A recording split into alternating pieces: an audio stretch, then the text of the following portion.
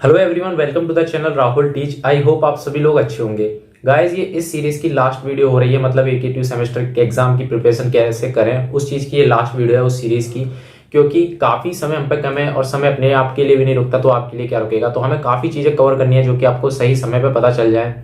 तो अगर हम इसी चीज़ पे वीडियो बनाते रहेंगे तो हमारा काफ़ी समय, और मेरे को ऐसा लगता है कि मैंने आपको वो सारी चीज़ें बता दी जो कि मुझे बतानी चाहिए थी आप लोगों को। और ये लास्ट वीडियो है जिसमें मैं सब कुछ कवर करने की कोशिश करूंगा। और जो मोस्टली डाउट ये आ रहा था लोगों का, स्टूडेंट्स का, कि हम अपना प्रैक्टिकल सब्जेक्ट मतलब न्यूमेरिकल बेस्ड सब्जेक्ट को कैसे प्रिपेयर करें। तो सबसे पहले मैं वो एक्सप्लेन करने के बाद सब कुछ इसमें एक्सप्लेन कर दूंगा। लास्ट में जो दो इंपॉर्टेंट टिप्स हैं और जो एक मेथड और है जो कि एकदम वर्स्ट केसेस में यूज़ किया जाता है पास होने के लिए, वो मेथड भी मैं आपको बता दूंगा।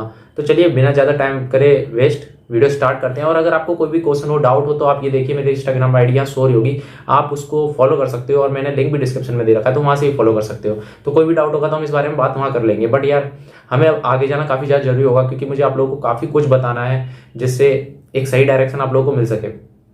तो सबसे पहले हम ये बात कर लेते हैं कि जो न्यूमेरिकल बेस्ड सब्जेक्ट होते हैं उसमें दो तरह के सब्जेक्ट आते हैं। सबसे पहला मैथ का, और सबसे दूसरे टाइप का जैसे कि जो जिसमें न्यूमेरिकल्स होते हैं, जैसे थर्मोडायनेमिक्स हो गया, सोम हो गया।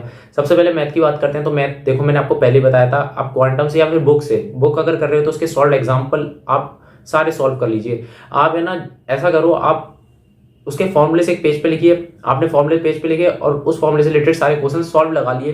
ठीक है, ज़्यादा टाइम नहीं लगेगा क्योंकि अभी भी समय है। मैथ में आप मैथ प्रैक्टिस मांगती है, आप प्रैक्टिस करोगे तो आपका पेपर अच्छा जाएगा और क्लियर भी हो जाएगा। अब मैं आपको ये बता दूं कि पेपर क्लियर करने के लिए आपको क्या क्या होना चाहिए। अगर आप देखिए, तीन कैटेगरी के लोग होते हैं। एक सबसे जो पास होना चाहते हैं, सिर्फ पास होने के लिए मैं आपको बता दूं सब कुछ करना जरूरी नहीं होता। दूसरा, जो अच्छे मार्क्स लाना चाहते हैं, मतलब मान लीजिए 100 नंबर में से 60, 65, 70 तक लाना चाहते हैं। तीसरे, जो टॉप करना चाहते हैं। तो हमें टॉपर तक बनना है, हमें अपने सब्जेक्ट में टॉप करने की सोचनी है। तो उसके लिए हमें स्टार्टिंग से पहला फेज 1 पार करना पड़ेगा। पहले आपको अपनी उस कंडीशन को पार करना होगा कि हाँ आप पास हो सकते हो। फिर सेकंड, हाँ मैं इतना तो है, मेरे अच्छे मार्क्स आ जाएंगे। फिर तीसरी बात आती है टॉप करने की। तो सबसे पहले हम ये समझते हैं हमें पास कैसे होना है। पास होने के लिए आपको केवल 3 यूनिट करनी होती है। किसी भी सब्जेक्ट की आपको पास होने के लिए 3 यूनिट कर लेंगे तो आपके काफी अच्छे मार्क्स आ जाएंगे। मतलब मैं ये नहीं बोल रहा कि आपके 60, 65, 70 मार्क्स आ जाएंगे, बट हाँ 50, 55, 60 मार्क्स तक आसानी से आ जाएंगे। आसान नहीं कह सकते, बट आ जाएंगे।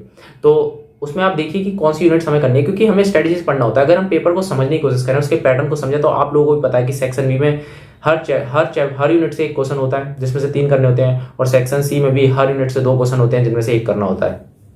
तो हम मान के चलें कि सारी यूनिट्स का एवरेज जो वेटेज है बराबर है, तो हम क्यों ना उन यूनिट्स को करें जो कि स्कोरिंग है, मतलब जो सरल यूनिट्स हैं, जैसे कि लास्ट की 2 यूनिट्स, फोर्थ, फिफ्थ और फर्स्ट यूनिट। फर्स्ट यूनिट इसलिए क्योंकि हर कोई जब पढ़ना स्टार्ट करता है तो वो फर्स्ट यूनिट से ही करता है, तो इसलिए उनकी जो फर्स्ट यूनिट्स होती है वो थोड़ी उससे फ्रेंडली हो जाते हैं, इसलिए वो उन्हें सरल लगती है फर्स्ट यूनिट। तो इसलिए हम फर्स्ट यूनिट को कंसिडर करेंगे कि फर्स्ट यूनिट आप करिए, फोर्थ फिफ्थ भी करिए। ठीक है, और ये तो हो गया, हमने अपना उतना कर लिया। सबसे पहले हर सब्जेक्ट का आप इतना इतना प्रिपेयर कर लीजिए, क्योंकि अब आपको लगेगा कि मैं पास हो सकता हूँ डिसेंट मार्क्स से। अब मुझे अच्छे मार्क्स लाने या फिर टॉप करना है, तो उसके लिए आपको सेकंड और थर्ड यूनिट पे आना पड़ेगा। अब इसमें भी मैं आपको एक मेथड बता देता हूँ। चलिए, मैं जो आपको लास्ट में बताने वाला था वो मैं आपको अभी बता देता हूँ। मैं आपको वो मेथड बता रहा हूँ जिसको मैं रिकमेंडेड नहीं करता, क्योंकि इसमें रिस्क है। फिर इधर बात वो वाली आ जाती है कि रिस्क है तो फिर इसके है। ठीक है, या तो डूब के जाना है दरिया में या डूब ही जाना है। इसमें ये केस है, क्योंकि अगर आपका लक चल गया तो आप केवल 2.5 यूनिट करके, समझ रहे हो, जिन पे इतना भी टाइम नहीं है कि वो 3 यूनिट भी कर लें एटलीस्ट पास होने के लिए, तो वो 2.5 यूनिट करके जाएंगे। और 2.5 यूनिट में आपका लक चल गया तो आप टॉप भी कर जाओगे। ठीक है, टॉप भी कर जाओगे, और लक नहीं चला तो बॉर्डर पे लटक भी जाओगे। पास होने की चांसेस हैं, ऐसा नहीं है पास होने की चांसेस नहीं है, बट हाँ लटकने के भी चांसेस हैं। तो इस बात को अपने दिमाग में रखिएगा।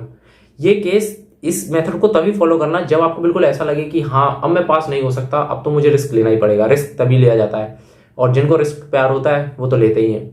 और आप इस मेथड को तभी यूज कर सकते हो जब आपको लगता है कि आप पास हो सकते हो, तब भी इस मेथड को यूज करना, क्योंकि आपको ये अच्छे मार्क्स लाने के लिए मदद करेगा। ये स्कोरिंग करने की एक टेक्निक है, ना कि पास होने के लिए। वो तो मैं उन लोगों के लिए बता रहा हूँ जो पास होने में भी घबरा रहे हैं, क्योंकि मेरा ये मानना है कि AQ में फेल होने का कोई मतलब नहीं है। किसी की बैक नहीं लगनी चाहिए। आप फर्स्ट सेकंड ईयर में हो, किसी की भी बैक नहीं लगनी चाहिए।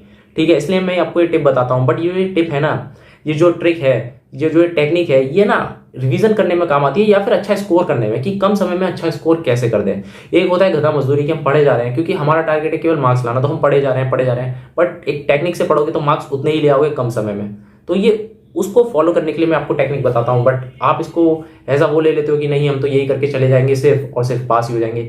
आप भी सोचो, मैंने ये चैनल बनाया आप लोगों के लिए जिससे मैं आपको सही डायरेक्शन दे पाऊँ, सही अपॉर्चुनिटी का मालूम करवा पाऊँ। क्योंकि AKTU के स्टूडेंट्स का मतलब ये नहीं है कि वो कमजोर हैं या फिर उनको कुछ आता नहीं है। क्यों नहीं आता भाई? तुमने 11th-12th में मैथ ली, तुम सबसे अलग थे। तुमने इंजीनियरिंग करने का डिसाइड किया, तुम सबसे अलग थे। तुम आज इंजीनियरिंग कर रहे हो, तुम सबसे अलग हो। तो इसका मतलब ये थोड़ी ना कि तुम AKTU से कर रहे हो तो कुछ नहीं कर सकते।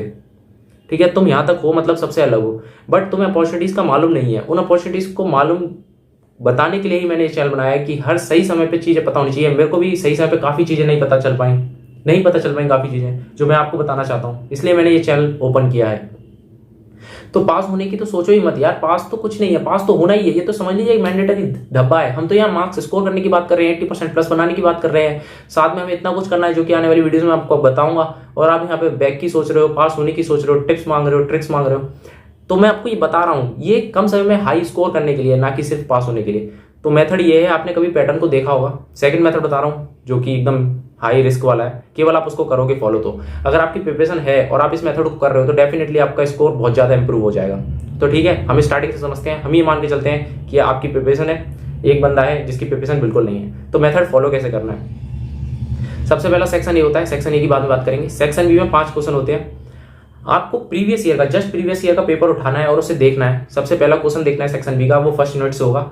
तो हर यूनिट में 2 पार्ट होते हैं, आपने देखा होगा 5 यूनिट होती हैं, हर यूनिट में 2 पार्ट होते हैं। एक क्वेश्चन जो सेक्शन सी में होता है वो एक पार्ट से आया होता है, पार्ट 1 से, और दूसरा पार्ट 2 से आया होता है। हर बार ये नहीं फॉलो होता, बट मैक्सिमम टाइम यही फॉलो होता है। तो आपको देखना है सेक्शन बी में जो क्वेश्चन है पहला वाला, वो फर्स्ट यूनिट से कौन से पार्ट से है, पहले पार्ट से पूछा गया है, दूसरे पार्ट से पूछा गया है।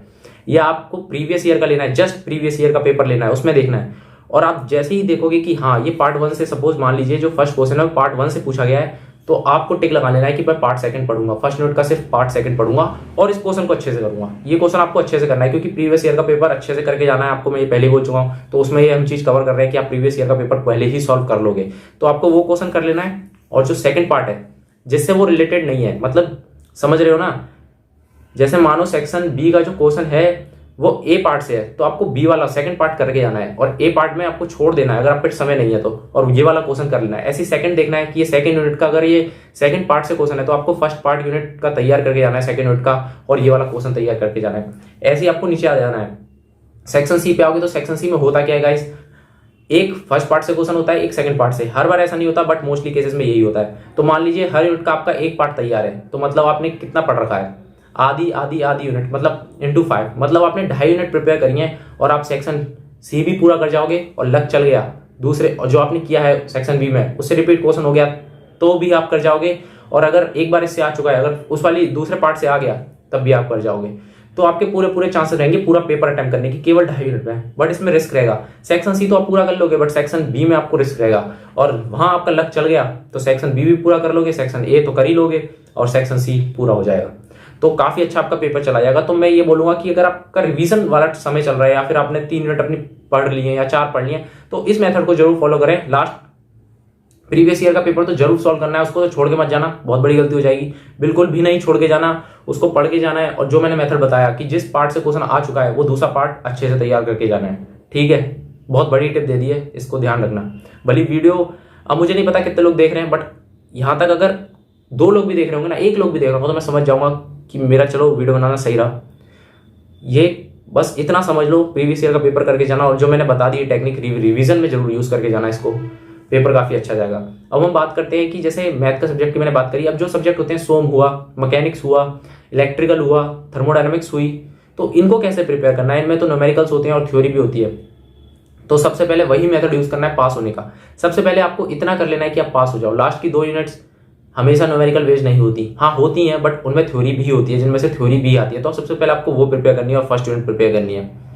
अब न्यूमेरिकल के लिए जैसे समझ लीजिए थर्मोडायनेमिक्स है, उसमें आपको तीनों लॉ आने चाहिए। एक बार आप यूट्यूब पे देख लीजिए, थोड़ा सा समय निकाल के तीनों लॉ को समझ लीजिए, और उसके बाद वो एप्लीकेशन भी बता देंगे, मतलब न्यूमेरिकल भी समझा देंगे, तो आपको अप्लाई करना आ जाएगा कि कैसे लॉ को अप्लाई किया जाता है। और फिर उसमें भी आप है ना लास्ट की स्ट्रीम वाली यूनिट्स वगैरह पढ़ सकते हो, तो आराम से आपकी वो भी तैयार हो जाएगी। सोम है, सोम का तो खैर एग्जाम हो गया 3rd ईयर वालों का, तो आप लोग फर्स्ट ईयर सेकंड ईयर वालों में मैकेनिक्स है, इलेक्ट्रिकल है, तो उसकी भी प्रिपरेशन सेम ऐसी होगी। आपको लास्ट की 2 यूनिट कर लेनी है, ट्रांसफॉर्मर वगैरह जिनमें से पूछा जाता है, 3 फेज, इन सब के डेरिवेशन पूछे जाते हैं, तो वो आपको पढ़ लेने हैं। और जो भी नहीं आ रहा यूट्यूब पर देख लेना है, एक बार उस टॉपिक को सर्च कर लीजिए, आपको पूरा बहुत अच्छे से समझा देंगे, उसमें से न्यूमेरिकल भी वो सिखा देंगे।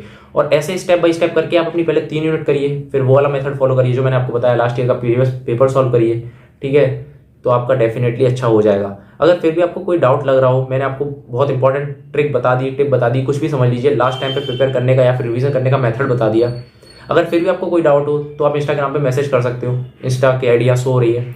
तो गाइज मैं समझूंगा कि आपको अब कोई डाउट नहीं रहा होगा। अगर देखो मैं एक बार लाइव आने की और कोशिश करूंगा, 6 तारीख को लाइव आने की कोशिश करूंगा। अगर आपको कोई भी डाउट हो एग्जाम स्टार्ट होने से पहले, आपके 9 तारीख को आपके एग्जाम है, तो आप उसमें मुझसे पूछ सकते हो डायरेक्ट। आप मुझसे क्वेश्चन पूछना, मैं आपको सब चीज़ें बताऊंगा कि हाँ क्या कैसे है। अगर आपको कोई भी डाउट रह जा रहा है तो मैं लाइव आऊँगा, ठीक है गाइज। आप लोगों के लिए मैं लाइव आऊँगा, आप मुझे बता देना, कमेंट करके बता देना कि हाँ आपके अगर डाउट रह रहे होंगे, या डाउट अपने लिख देना, जिससे मैं आपको उस लाइव में आपको बताने की कोशिश करूँगा और कुछ टिप्स देने की और कोशिश करूँगा। और गाइज मैंने जो पुरानी वीडियोस बनाई थी जिनमें मैंने सब कुछ कवर कर लिया है, तो मैं समझता हूँ गाइज अब आपको सब कुछ समझ में आ गया होगा। अब मुझे इस पर और ज़्यादा बात करने की जरूरत नहीं है, ठीक है गाइज। तो चलिए कल से कुछ नया चालू करते हैं, नया सीखना चालू करते हैं। पहले आप एग्जाम दीजिए, कोई दिक्कत वाली बात नहीं है, पहले आप एग्जाम दीजिए, उसके बाद आप उन वीडियोज़ को देखना, या फिर मैं उसी समय उन वीडियोज़ को डालूंगा। पहले लाइव आएंगे तभी कुछ नेक्स्ट अब करेंगे, ठीक है गाइज। मिलते हैं नेक्स्ट वीडियो में, बाय बाय, टेक केयर, और एग्जाम अच्छे से देना गाइज, बेस्ट ऑफ लक।